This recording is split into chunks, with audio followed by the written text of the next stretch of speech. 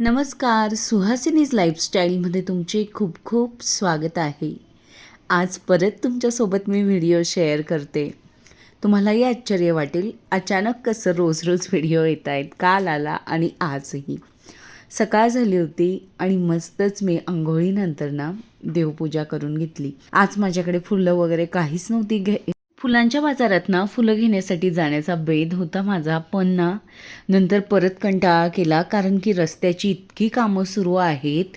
एवढं फिरून जावं लागतं की अर्ध्या तासाच्या कामासाठी ना 1 तास लागतो जवळपास रस्त्यांनी जाण्यासाठी. मग विचार केला जाऊ दे की उद्या परत कुठेतरी म्हणजे भाज्या घ्यायला जाईल रविवारी आणि मग तिकडून येताना फुलं पण घेऊन येणार.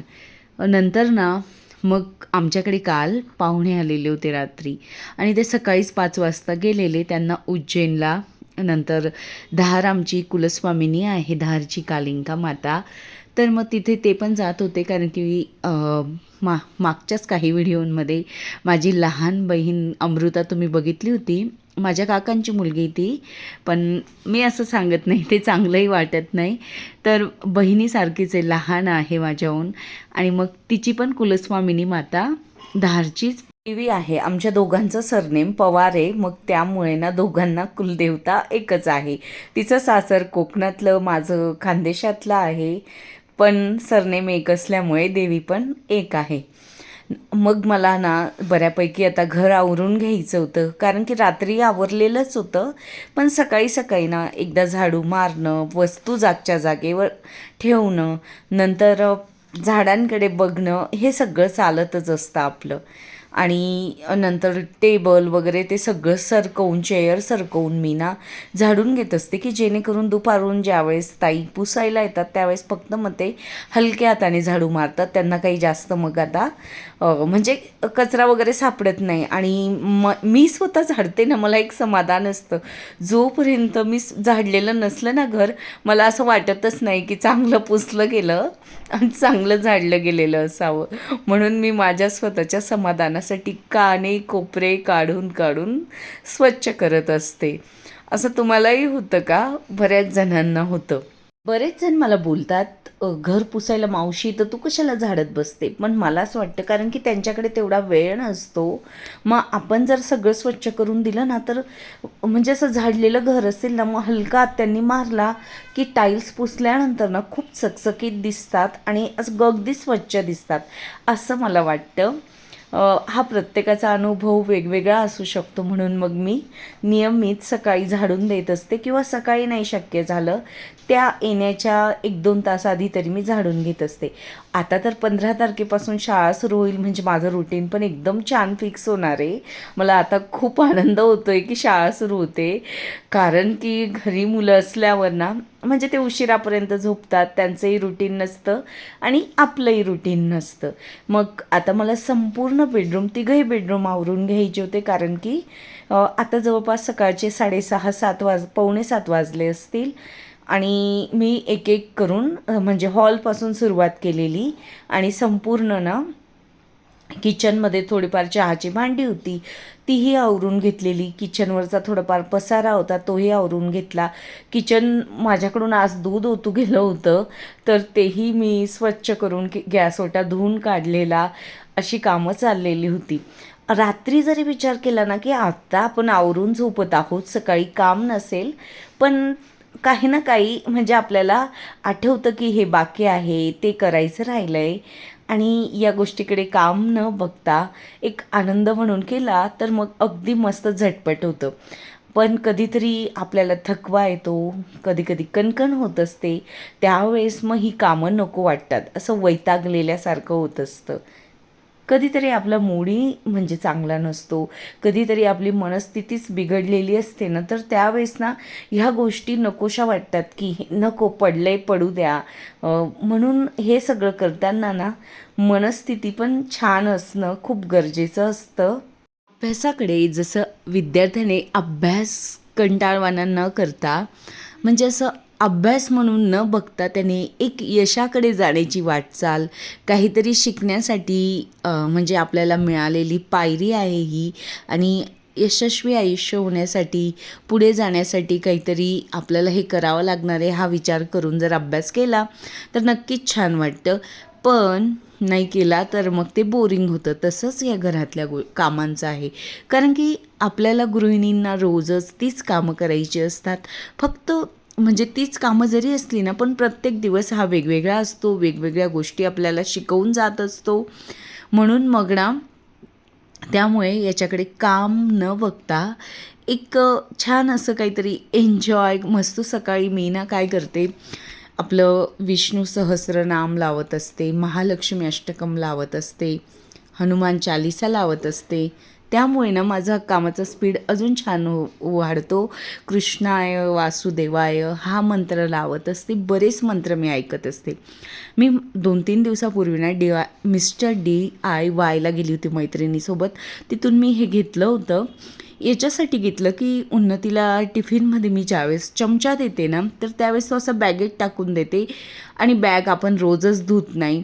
मग तिला तो पुसावा लागतो. मग मलाच असं मनाला वाटतं, अरे ते म्हणजे बॅग अशी थोडी कधी तेलकट होते, चिकट होते, तर त्याच्यात चमचा टाकला आपण.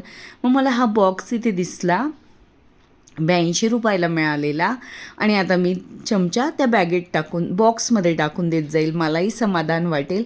मला आवडलेलं ते. मी आता परत एकदा जाणार आहे. त्या दिवशी अगदी घाईत गेलेलो. माझ्या घराजवळच आहे मिस्टर DIY, अगदी जवळ आहे, पण जाणं झालंच नाही. मैत्रिणीला काहीतरी रिटर्न करायचं होतं, म्हणून मग मी तिच्यासोबत गेली आणि बाहेरूनच अगदी खालीच उभी होती. मला अचानक ही चमच्याचा बॉक्स दिसलेला, मग तेवढं घेतलेलं मी. नेक्स्ट टाईम मी शूटिंग करेल की तिथे पण अगदी छान छान बास्केट्स आहेत, भरपूर असं साहित्य मला दिसलेलं. पाहुणे गेल्यानंतरचं सगळ्यात पहिलं काम उशीचे कव्हर चेंज करणं, बेडशीट चेंज करणं, ब्लँकेट्स धुणं, टॉवेल धुणं, हे सगळेजणच करतात. म्हणजे मीच नाही, सगळ्यांनाच असं म्हणजे करायला आवडतं किंवा करत असतात जनरली. त्या रूमच्या गॅलरीतून खूप हवा येते, खूप म्हणजे खूप. हा AC वालाच रूम आहे असं म्हटलं तरी चालेल. AC तर नाही आहे बसवलेला, पण खूप गार असतो हा रूम. मस्तच हवा येते इकडून. मग त्यामुळे ना सगळ्यांनाच माहिती आहे की आमच्याकडे ह्या रूममध्ये गार. मग आलेल्या पाहुण्यांना ना इथेच झोपायचं असतं प्रत्येकाला, की त्यांना म्हणजे गार वाटतं. तर उन्हाळ्यापुरता, नाहीतर हिवाळ्यात आणि पावसाळ्यात इतकं गार असतं की या रूममध्ये झोपावं असं नाही वाटत. कारण की म्हणजे खूप थंड असल्यामुळे, आणि गॅलरीतून खूप हवा येते जरी विंडो बंद केल्या तरी. म्हणजे खूप आवाज येतो, असं वाटतं की भूताची सिरियल म्हणजे बघतोय की काय, इतका हवेचा आवाज येत असतो. असं पाहिलं तर इतर शहरांच्या मानाने नाशिकचं टेम्परेचर तेवढं नाही आहे. मागेच थोडं होतं गरम, पण आता तितकं नाही आहे. कालच जयश्रीताईंची कमेंट आलेली, 46 डिग्री आहे. अमरावतीचं खूप टेम्परेचर असतं. मिस्टर पण सांगतात फार उकडतं आहे. मी म्हणत होती त्यांना मी येईल, पण ते म्हटले की तू झोपणारच नाही, इतकं गरम होतं तिथं. नंतर बहीण पण सांगत असते जळगावला असते म्हणून, नुसत्या घामाच्या धारा चाललेल्या आहे फोनवर अगदी तेच. पाऊस कधी येईल, नंतर गरम होतंय, याच गप्पा. आणि फोनवर बोलता बोलताना माझी भरपूर कामं होऊन जात असतात. एक तर मिस्टरांना फोन लावलेला असतो, नाहीतर बहीण किंवा आई, आणि तिघांशी बोलताना माझं ना बऱ्यापैकी काम म्हणजे मी शूटिंग करत असते किंवा कामं करत जाते. म्हणजे वेळ तेवढा ॲडजस्ट होत जातो. स्वच्छ केल्यानंतर बेडरूम किती छान दिसत आहेत, नाहीतर तेच आधी खूप असं म्हणजे एकदम माझ्या भाषेत सांगायचं तर किचकिच दिसत होती तिथे. मी ना ही पाण्याची ना उगाऊ कंपनीची ना म्हणजे ही मागवलेली आहे जार. याला आपण झारी पण म्हणू शकतो. इतकी छान आहे ना, मला इतकी आवडलेली. मी 15 दिवसापासून वापरली आहे आणि मग मी तुमच्यासोबत म्हणजे सांगते की छान आहे. म्हणजे झाडांची अंघोळच शावर होते डायरेक्टली, इतकं छान त्याला म्हणजे पाणी टाकलं जातं. तुम्हाला हवी असेल तर मी प्रॉडक्ट टॅग करून देईल, आवडेल तर नक्कीच घ्या. फारच छान आहे. मी नाहीतर आग्रह करत नाही की घ्या. बघू शकतात तुम्ही, इतकं छान 5 लिटर पाणी मावतं आणि असं मस्तच ना झाडांची हिरवीगार पानं राहण्यासाठी मदत होते. कारण की असं पाणी मी बॉटलने मारायची ना, आपल्या स्प्रेने तर इतकं पडतच नाही, पण याने म्हणजे बिस्लरीने तेवढं होत नव्हतं. मी ते खत टाकलं होतं मागे गावाला जाण्यापूर्वी, त्याचा एवढा फायदा झालेला आहे ना. तर इतकी फुलं येत आहे एवढ्याशा पिवळ्याशा चिनी गुलाबला पण रोज 5-7 फुलं असतात.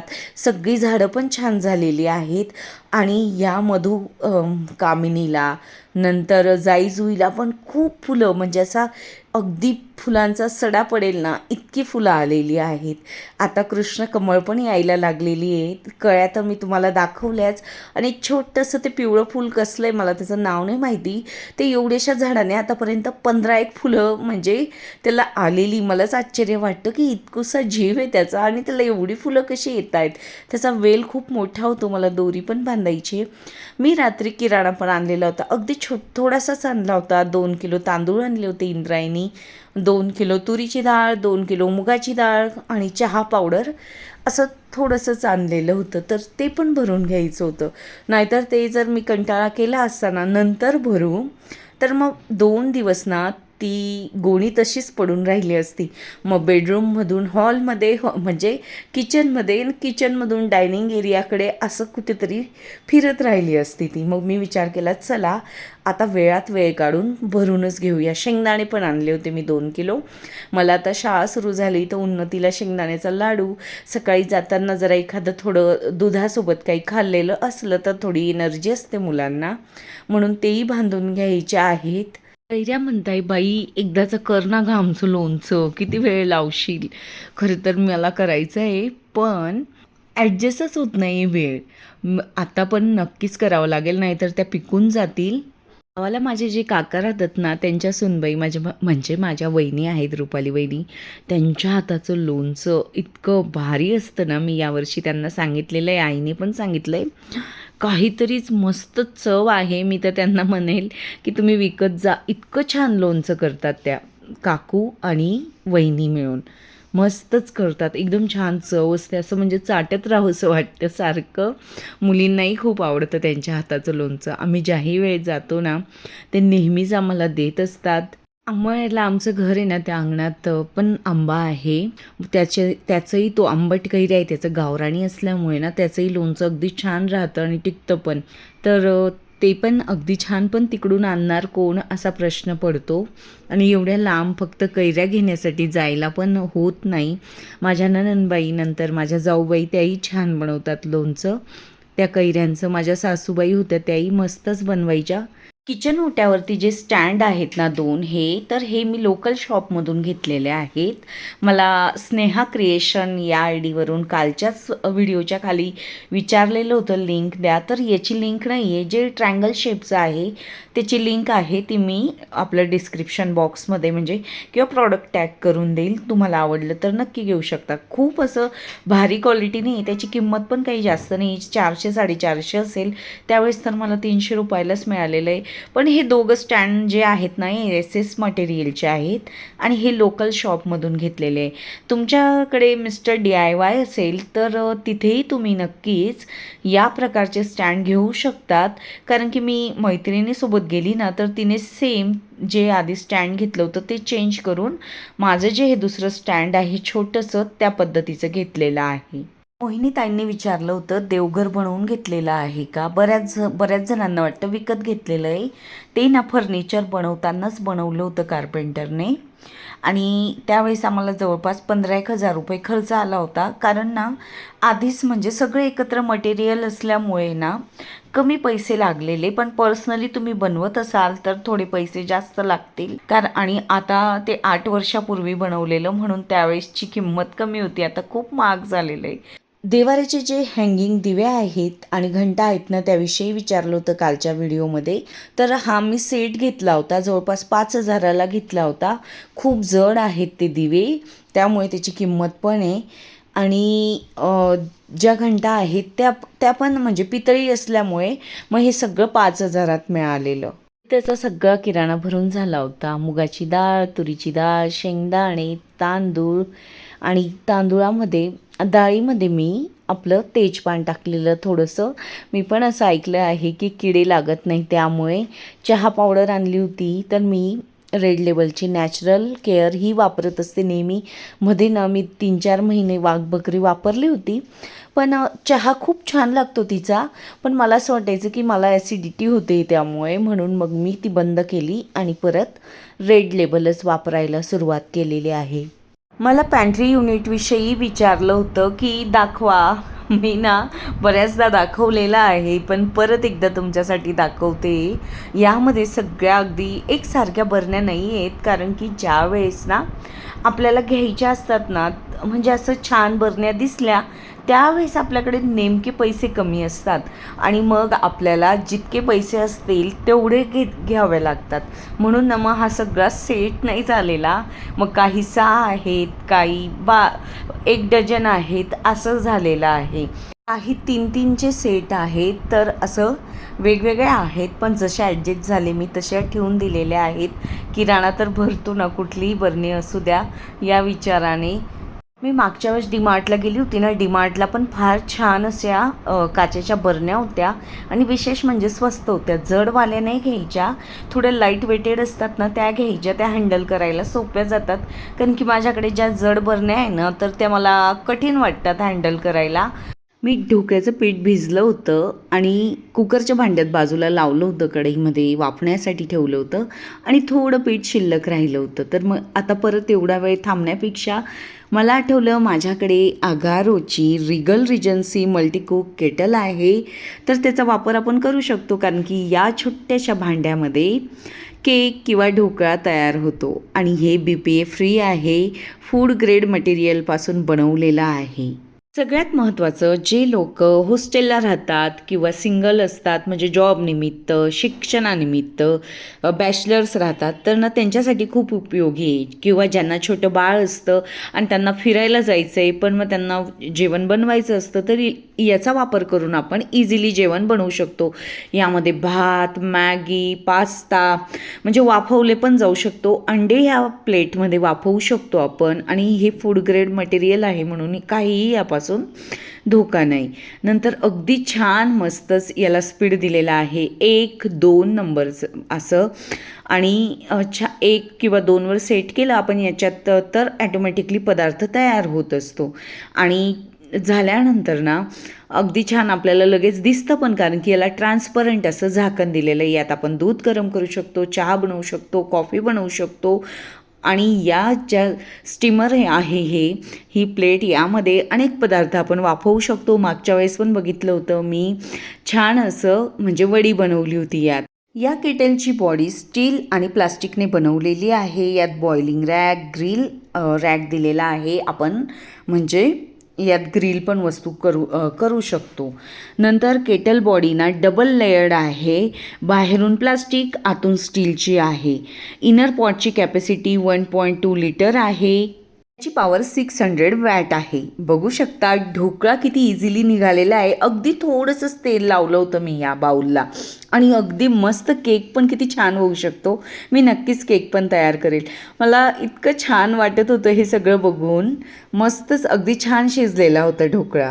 गावाला जाताना प्रवासामध्ये आपण छान कॅरी करू शकतो, म्हणजे हँडल करायलाही खूप सोपं आहे, म्हणून मग हे मला जास्त छान वाटलं. केटलचे पॉवर बेस डिस्टॅचेबल आहे, 360 डिग्री स्विवेल सोबत येतं आणि पॉवर केबल ही आपण इझिली फिरवू शकतो. या प्रॉडक्टची लिंक मी टॅग करून देईल, तुम्हाला आवडलं तर नक्की घ्या. बाजूलाच मी जो कढईमध्ये कुकरच्या भांड्यात जो ढोकळा टाकलेला होता वाफवण्यासाठी, तोही अगदी छान तयार झालेला होता. दोघंही म्हणजे जो इलेक्ट्रिक आपल्या याच्यात टाकलेला होता केटलमध्ये, थोडा लवकर झालेला, कारण की शेवटी पॉवरचा फरक पडतो आणि हा जास्त असल्यामुळे याला थोडा वेळ लागलेला. माझ्यातलं तर ना लहान मूल जागं झालं होतं आणि मला वाटत होतं मी माझ्या बर्थडेचा केक कापते. हा ढोकळा बघून तर नक्कीच असं वाटत होतं, अगदी केक जसा असतो ना तसा छान वाफलेला होता आणि मस्तच असं म्हणजे चिरायला मला कापायलाही अगदी छान गेला. भारी वाटत होतं. मग नंतर मी बाजूलाच फोडणीसाठी ना आपलं जिरं, थोडीशी मोहरी, मिरची, नंतर बऱ्यापैकी आपलं जे फोडणीचं असतं ना साखर असं ठेवलेलं होतं, पाणी टाकलं आणि ती फोडणी तयार करून घेतलेली आणि थोडी फोडणीचं पाणी थंड होऊ दिलं.